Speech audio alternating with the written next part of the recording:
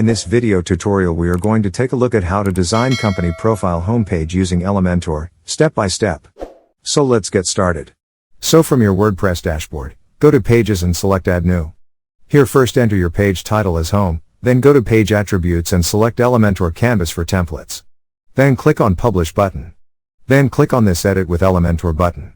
Now select this folder button and here you are on Pages section. Now select Popular from here and you will get all the popular pages with Insert button to directly insert it. Let's open the one you like and then click on Insert button to insert it. Then you can edit its content according to your site requirements and then click on Update button. Now open your WordPress admin dashboard, go to Settings and here select Reading.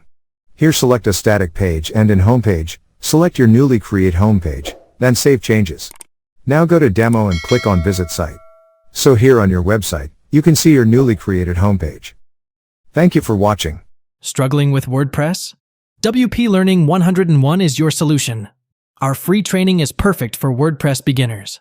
Click the link below to join WPLearning101.com and start mastering WordPress today.